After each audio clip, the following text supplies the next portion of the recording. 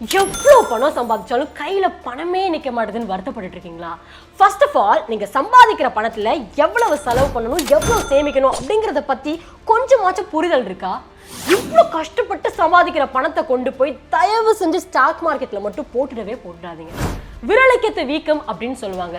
நம்ம வருமானத்துக்கு தகுந்தாப்புல வாழ்க்கையை நடத்தணுமா இல்ல வாழ்க்கை முறைக்கு தகுந்தாப்புல வருமானத்தை உயர்த்தணுமா அப்படிங்கிற பல சந்தேகங்கள், ஒரு கன்ஃபியூஷனான ஒரு நிலைமையில இருக்கீங்க அப்படின்னா நிச்சயமா இந்த வீடியோ உங்களுக்கு ஒரு தெளிவு கொடுக்கும். ஒரு 5 விஷயங்க, இதை மட்டும் உங்க வாழ்க்கையில ப்ராப்பரா ஒழுக்கத்தோட நம்ம கடைபிடிச்சோம் அப்படின்னா இந்த கஷ்டங்கள் எதுவுமே நம்ம லைஃப்ல இருக்கவே இருக்காது. பண கஷ்டத்தை பத்தி நான் பேசிட்டு இருக்கிறேன். சோ வெல்கம் டு பாஸ்வாலா. நான் உங்க யுவராணி.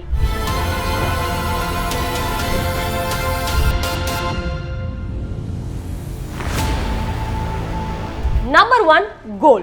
நம்ம எல்லாருமே கோல் ஃபிக்ஸ் பண்றதுல தான் தவறையே விட்டுடுறோம். வேற எங்கேயுமே இல்லைங்க.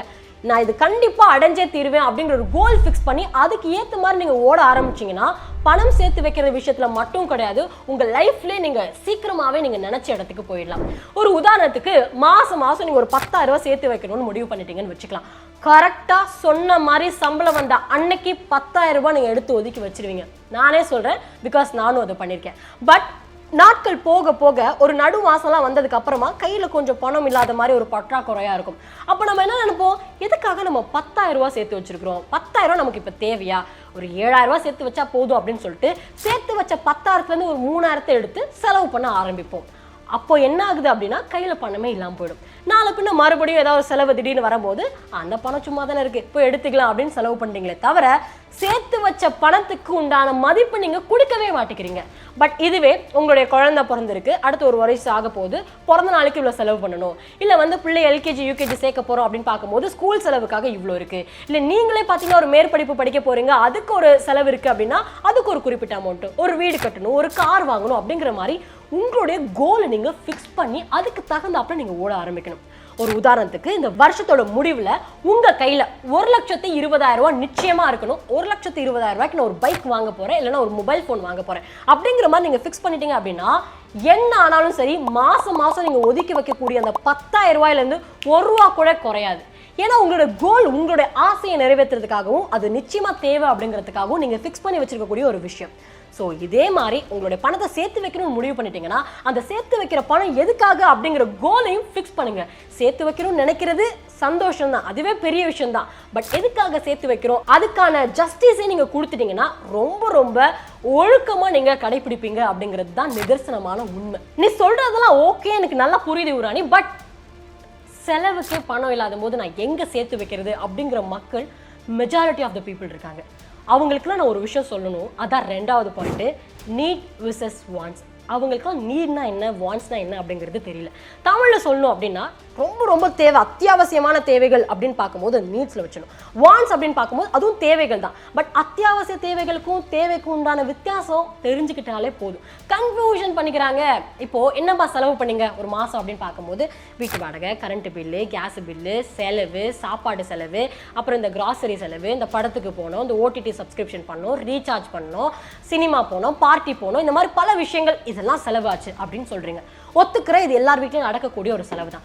பட் இந்த செலவுல நீட்ஸ் எது, வான்ஸ் எது அப்படிங்கிறத பிரிச்சு நீங்க பார்க்கணும். நீட்ஸ் அப்படின்னு பார்க்கும்போது அத்தியாவசிய தேவை, கண்டிப்பா வாடகை கட்டி ஆகணும், கரண்ட் பில் கட்டி ஆகணும், கேஸ் பில் கட்டி ஆகணும், சாப்பாடு செலவு பண்ணி ஆகணும், மளிகை சாமான் வாங்கி ஆகணும், இந்த மாதிரி பல விஷயங்கள் தேவையானது.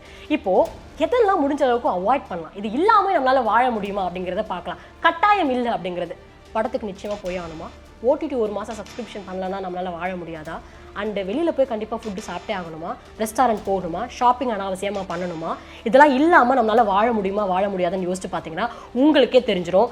10,000 ரூபாய் செலவு பண்ணுற இடத்துல உங்களுக்கு 6,000 ரூபாயே போதுமான ஒரு அமௌண்ட்டாக உங்களுக்கு கிடைக்கும். அப்போ மிச்சம் இருக்கக்கூடிய 4,000 ரூபாயை சேமிப்பு பண்ணி வச்சுக்கோங்க. இப்படி தான் பணத்தை சேமிக்க முடியும். நிறைய ஃபார்முலாஸ்லாம் போட்டு பண்ண முடியாது. நம்மளுடைய மைண்டு நம்ம எப்படி செலவு பண்ணுறோம், நம்மளுடைய வாழ்க்கை முறை என்னவா இருக்கோ அதுக்கு தகுந்தாப்புல தான் ஒரு குடும்பத்தையே வழிநடத்த முடியும்.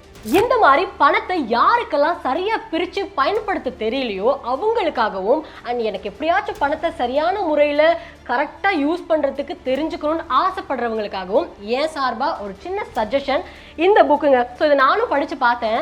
மணி smart in your 20s and 30s. So ஸ்மார்ட்டாக பணத்தை எப்படி நம்ம யூஸ் பண்ணுறதுன்னு ரொம்ப தெளிவாக போட்டிருக்காங்க. ஸோ புக்கு பார்க்கும்போது ரொம்ப பெருசாக இருக்குது, நமக்கு இங்கிலீஷ்லாம் புரியுமான்னு தெரியாதுன்னு நானும் நினச்சேன். பட் இவங்கக்கிட்ட இருக்கக்கூடிய ஒரு ஸ்பெஷாலிட்டி ஒரு இந்தியன் இங்கிலீஷ் தான் இருக்குது. நமக்கு நல்லா புரிகிற மாதிரி நிறைய தெரிஞ்ச வார்த்தைகள் ஈஸியாக படித்து புரிஞ்சுக்கிற மாதிரியான ஒரு புக்காக இருக்குது. அண்ட் எனக்கு ரொம்ப பிடிச்சது இங்கே பார்த்தீங்களா ரொம்ப டேப்லோ காலம்லாம் போட்டு கலர்ஃபுல்லாக பார்க்கும்போதே படிக்கணும் அப்படிங்கிற ஒரு ஆர்வத்தை தூண்டக்கூடிய ஒரு புக்காக தான் இருக்குது. ஸோ இது வந்து ஜீப்ரா லானுடைய money smart in your 20s and 30s. So இந்த ஜீப்ரா லான் பார்த்தீங்கன்னா சமீபத்தில் ஷார்க் டேங்க்ன்ற ஒரு ஷோவில் கூட கலந்துக்கிட்டாங்க. இந்த புக்கில் இது மட்டும் இல்லைங்க, ஃபினான்ஸ் ரிலேட்டடான பல விஷயங்கள் அவங்க சொல்லி கொடுத்துட்ருக்காங்க. எப்படி இன்வெஸ்ட்மெண்ட் பண்ணுறது, மியூச்சுவல் ஃபண்டு, ஸ்டாக் மார்க்கெட்டு, பாண்ட்ஸ்லாம் இன்வெஸ்ட்மெண்ட் பண்ணுறதுக்கான பேசிக்ஸை நம்ம கற்றுக் கொடுக்குறாங்க. அண்ட் ரெண்டாவது பர்சனலைஸ்டு மணி பிளானை நம்மளே கிரியேட் பண்ண வைக்கிறாங்க. இந்த புக் படிச்சு முடிச்சதுக்கு அப்புறமா நமக்கே அது ஃபீல் ஆகும். அண்ட் ரிஸ்க் மேனேஜ்மெண்ட்டை எப்படி புரிஞ்சுக்கிட்டு அதுக்கு தகுந்தாப்புல நம்ம நடைமுறைப்படுத்துறதுன்னு சொல்லி கொடுக்குறாங்க. நம்மளுடைய செலவுகளை ஃபர்ஸ்ட் எப்படி ஹேண்டில் பண்றது, நம்மளுடைய செல்வத்தை எப்படி பெருக்கிறது அப்படிங்கிற மணி சிஸ்டம் பில்ட் பண்றதுக்கும் சொல்லி கொடுக்குறாங்க. எப்படி நம்ம கடனை சரிவர செலுத்துறது, எப்படி வரி கட்டுறது, எது ரைட்டான இன்சூரன்ஸ், அதை எப்படி சூஸ் பண்றதுன்னு பல டிப்ஸும் இந்த புக் மூலமா நம்ம கத்துக்கலாம். ஸோ இந்த ஜீப்ரா லானுடைய money smart in your 20s and 30s அப்படின்ற புக் உங்களுக்கு வேணும்னு ஆசைப்பட்டீங்கன்னா நம்ம வீடியோ டிஸ்கிரிப்ஷன்ல இருக்கக்கூடிய லிங்கை கிளிக் பண்ணீங்கன்னா இந்த புக் வாங்கிக்கலாம். பட் ஸ்பெஷல் ஒரு ஆஃபர் 15% உங்களுக்கு கொடுக்க போறோம். யாருக்காக அப்படின்னா நம்மளுடைய சப்ஸ்கிரைபர்ஸ்க்காக தான். தமிழ் 15 அப்படிங்கிற இந்த கோடை போட்டீங்கன்னா இந்த புக்கு 15% ஆஃபர்ல நீங்க வாங்கிக்கலாம். இதுல முக்கியமான ஒரு விஷயம், இந்த வாண்ட்ஸ் இருக்குல்ல, தேவை பட் ரொம்ப அத்தியாவசிய தேவையில்லை அப்படிங்கிற கேட்டகரியில இன்சூரன்ஸ்லாம் சில பேர் சேர்த்து வச்சிருக்காங்க. இன்சூரன்ஸ்னா கட்டினா கட்டலாம், கட்டாட்டி போட்டும், எதுக்கு தேவையில்லாம மாசம் மாசம் ஒரு 1000-2000 கட்டி என் பணத்தெல்லாம் வீணாக்கணும், வீணா பணத்தை நம்ம செலவு பண்ணணும் அப்படின்னு நினைச்சுக்கிறாங்க. பட் தேர்ட் பாயிண்டே இதுதான், இன்சூரன்ஸ் ரொம்ப ரொம்ப முக்கியமான ஒரு விஷயம். நீங்கள் எப்படி வாடகை கரெக்டாக டான் மாதம் 1ஆம் தேதி 5ஆம் தேதி ஆனால் கட்டுறீங்களோ அதே மாதிரி டான் இன்சூரன்ஸை நீங்கள் கட்டி ஆகணும். ஏன்னா நாளைக்கு நம்மளோட ஃபேமிலி எந்த நிலைமைக்குள்ள வந்து நிற்கும் அப்படிங்கிறது தெரியாது. நான் ஒரு ஆள் தான் வீட்டுக்கு சம்பாதிச்சு கொடுக்குறேன், என் ஒரு ஆளால் தான் அந்த வீடே ஓடிக்கிட்டு இருக்கு அப்படின்னு பார்க்கும்போது நான் இல்லைன்னா நம்ம ஃபேமிலியோட நிலைமை என்ன இருக்குன்னு ஒரு செகண்ட் யோசிச்சு பார்த்தாலே ஐயோ அவங்க எப்படி அதை காம்ப்ரமைஸ் பண்ணிப்பாங்க, நான் இல்லாமல் எப்படி அந்த வீடு ரன் ஆகும் அப்படின்னு நினச்சி பார்க்கும்போது ஒரு பயம் வந்துச்சு. அப்படின்னா இதுதான் இன்சூரன்ஸ் நீங்கள் எடுக்கிறதுக்கு சரியான டைம். அடுத்து இன்சூரன்ஸ்லாம் போடுறேன், சேர்த்தெல்லாம் வைக்கிறேன், பட் இருந்தாலும் என் செலவு தீரவே மாட்டேங்குது. இப்போது சேர்த்து வைக்கிறது ஃபஸ்ட்டு பண்ணியாச்சு, சம்பளம் வர காசை சேர்த்து இவ்வளோ சேர்த்து வைக்கணும்னா அப்படியே அடமன்ட்டு நான் சேர்த்து வச்சிட்டேன். இவ்வளோ பணம் இன்சூரன்ஸ் போடணும்னா இன்சூரன்ஸ்க்கு போட்டுட்டேன், இவ்வளோ பணம் செலவுனா செலவு, பட் செலவு மட்டும் என்னால் இப்போ காம்ப்ரமைஸே பண்ண முடியல அப்படின்னு நினச்சிங்கன்னா அதுக்கு தான் 4வது பாயிண்ட், பாசிவ் இன்கம். இந்த விரலுக்கேத்த வீக்கம் இந்த வீடியோனுடைய ஆரம்பத்தில் நான் சொன்னேன் இல்லையா, அந்த வாசகத்தை மறுபடியும் ரிமைண்ட் பண்ணுறேன். நம்ம கையில் எவ்வளோ பணம் இருக்கோ அதுக்கேற்ற மாதிரி தான் செலவு பண்ணணும், நம்மளால் எவ்வளோ முடியுமோ அவ்வளோதான் செய்ய முடியும். அதுதான் அந்த ஒரு வாசகத்துக்கான ஒரு அர்த்தம் இல்லையா. பட் நான் என்ன சொல்கிறேன், எனக்கு அதுக்கு மேலே இருக்குது, நான் என்ன பண்ணுறது அப்படின்னா அதை எப்படி அடைக்கிறது. ஒரு பணம் தேவை இருக்குன்னா அதை எப்படி பூர்த்தி பண்ணுறதுன்றதை நீங்கள் தான் கண்டுபிடிக்கணும். ஆப்வியஸாக வேறு வழியே இல்லை, எக்ஸ்ட்ராவாக நீங்கள் சம்பாதிச்சே ஆகணும். மாதம் 10,000 15,000 20,000 சம்பளத்தை வச்சு ஒன்றுமே பண்ண முடியாது. அதுக்கு மேலே ஒரு 4,000 5,000 எப்படி சம்பாதிக்கிறன்றதை நீங்கள் தான் கண்டுபிடிக்கணும். ஏன்னா நமக்கான நெருக்கடி அந்த அளவுக்கு இருக்கும்போது அதுக்கு ஏற்ற மாதிரி நீங்களும் உழைச்சி தான் ஆகணும், வேறு வழியே இல்லை. ஒரு சனி ஞாயிறு கிடைக்குதா, ஏதோ ஃப்ரீ டைம் கிடைக்குதா, ஜொமேட்டோ ஸ்விக்கி ஏதாவது ஒன்று நீங்கள் நிச்சயமாக ஓட்டியே ஆகணும். அப்படி இல்லைன்னா அஃபிலியேட் மார்க்கெட்டிங், இல்லை ஃப்ரீலான்சராக இருக்கீங்க, இல்லை ஃபோட்டோகிராஃபராக இருக்கீங்க ஃப்ரீலான்சராக, அதெல்லாம் கூட போய் நீங்கள் போய் பண்ணலாம். ஃப்ரீயாக இருக்க சமயத்தில் யூடியூப்பில் கண்டென்ட் கிரியேட் பண்ணி போஸ்ட் பண்ணலாம். இல்லை பேபி சிட்டிங் மாதிரியான ஒரு ஆப்ஷன்ஸ்லாம் இருக்குது. அதாவது ஒரு வீட்டில் அம்மா அப்பா 2 பேருமே வேலைக்கு போகிறாங்களா இருந்தாங்கன்னா அவங்க வீட்டில் இருக்கிற குழந்தைய பார்த்துக்கிறதுக்கு கூட நம்ம போகலாம் ஒரு வீக் டேஸில் இல்லை ஃப்ரீ டைமில். அப்புறம் உங்களோட வண்டியை கூட நீங்கள் பார்த்தீங்கன்னா ரெண்ட்டுக்கு கொடுக்கலாம். யாராச்சும் ஒருத்தவங்க வந்து வண்டியை கேட்குறாங்கன்னா ஒரு மணி நேரத்துக்கு இவ்வளோ சார்ஜ், 2 மணி நேரத்துக்கு இவ்வளோ சார்ஜ் அப்படிங்கிற மாதிரி கொடுத்து எப்படியாச்சும் சைடில் பாசிவ் இன்கம் ஜென்ரேட் பண்ணுறது எப்படி அப்படிங்கிறத நீங்கள் நிச்சயமாக கற்றுக்கணும். அதை நீங்கள் இம்ப்ளிமெண்ட் பண்ணியே ஆகணும். இதெல்லாம் முடிஞ்சிருச்சு. இதெல்லாம் ஏன் பண்ணுறோம், சேர்த்து வைக்கணும், குடும்பத்தோட செலவை பார்த்துக்கணும். இப்போ நீங்கள் சேர்த்து வச்சிட்டீங்க, சேர்த்து வச்சுட்டு மட்டுமே இருக்காதீங்க. பேங்க் அக்கௌண்ட்டில் சும்மா தூங்கிட்டு இருந்துச்சுன்னா அது பிரயோஜனமே கிடையாது. இன்ஃப்ளேஷன் ரேட்டுக்கு தகுந்தாப்புல அது பீட்டே பண்ணாது அப்படின்னு நானே சொல்லி இன்வெஸ்ட்மெண்ட் பண்ணுங்கன்னு சொல்லியிருக்கேன். அதுதான் 5வது பாயிண்ட். வீடியோனுடைய ஆரம்பத்தில் நான் சொன்னேன், தயவு செஞ்சு ஸ்டாக் மார்க்கெட்டில் இன்வெஸ்ட்மெண்ட் பண்ணிடாதீங்க. ஆக்சுவலி ஸ்டாக் மார்க்கெட்டில் இன்வெஸ்ட்மெண்ட் பண்ணுறதுக்கு பல விஷயங்கள் நம்ம பார்க்கணும். ஒன்று, நம்ம கையில் பணம் இருக்கணும். 2வது, மார்க்கெட் நல்ல நிலைமையில் இருக்கான்றதையும் தெரிஞ்சுக்கணும். 3வது, இதெல்லாம் ஒரு நார்மலாக சொல்கிறேன், இதை விட நிறைய தெரிஞ்சுக்கணும். கம்பெனியுடைய பர்ஃபார்மன்ஸ் எப்படி இருக்குது, அந்த கம்பெனியில் பணம் போடலாமா, ஃபியூச்சர் எப்படி இருக்க போகுது அப்படின்ற பல ஃபேக்டர்ஸ் நம்ம செக் பண்ணி தான் ஸ்டாக் மார்க்கெட்டில் போகணும். எல்லாருமே இப்போ ஸ்டாக் மார்க்கெட்டுடைய நிலைமையை பார்த்துட்டு ஐயோ ஸ்டாக் மார்க்கெட்டில் பணத்தை போட்டால் அவ்வளோதான் அப்படின்னு யோசிச்சு பணத்தை போடுறதுக்கு பயந்துட்டு இருக்காங்க. இல்லை ஆல்ரெடி போட்ட பணம் ரொம்ப நெகட்டிவாக இருக்குது, லாஸ் ஆகிட்டு இருக்கனால போட்ட பணத்தை எடுத்துட்டாங்க. தயவு செஞ்சு இந்த ஒரு விஷயத்தை மட்டும் பண்ணிடாதீங்க. ஏன் சொல்கிறேன் அப்படின்னா, மார்க்கெட் நல்லா ப்ளஸில் இருக்கும்போது க்ரீனில் இருக்கும்போது பணத்தை நல்லா போடுறீங்க, கண்டிப்பாக அது க்ரோ ஆகுண்டா சூப்பரா இன்க்ரீஸ் ஆகுதுடா அப்படின்னு நினச்சி. பட் மார்க்கெட் இப்போ டவுனாக இருக்கும்போது ஏன் பயப்படுறீங்க?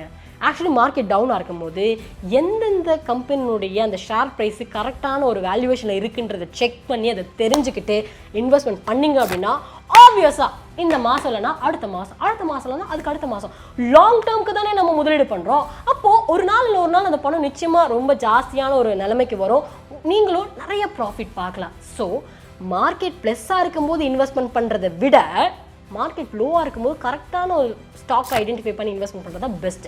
நான் ஏன் தயவு செஞ்சு இன்வெஸ்ட்மெண்ட் பண்ணாதீங்கன்னா, ப்ளஸ்ஸாக இருக்கும்போது ரொம்ப இன்வெஸ்ட்மெண்ட் பண்ணாங்க, ஏன்னா நிறைய ஏறிட்டே போகுது.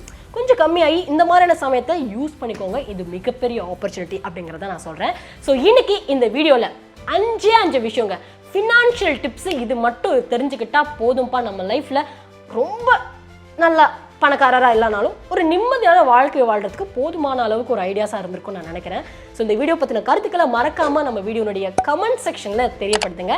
அப்போ தான் யுவராணி ஆகிய நான் உங்களுக்கு இன்னும் நிறைய வீடியோஸ்லாம் எப்படி போடலாம், என்னென்ன டவுட்ஸ் உங்களுக்கு இருக்குது, என்னென்ன வீடியோஸ் எல்லாம் கொடுத்தா உங்களுக்கு ரொம்ப ஹெல்ப்ஃபுல்லாக இருக்கும் அப்படிங்கிற ஒரு கிளாரிஃபிகேஷன் எனக்கு கிடைக்கும்ல, அதுக்காக தான் நானும் கொஞ்சம் சந்தோஷப்படுவேன், அதுக்காக தான் கேட்குறேன். அண்ட் தேங்க்யூ, வீடியோவை எண்டு வரைக்கும் பார்த்ததுக்கு ரொம்ப எனக்கு ஹாப்பியாக இருக்குது. Thank you. Boss Wala. Be the boss.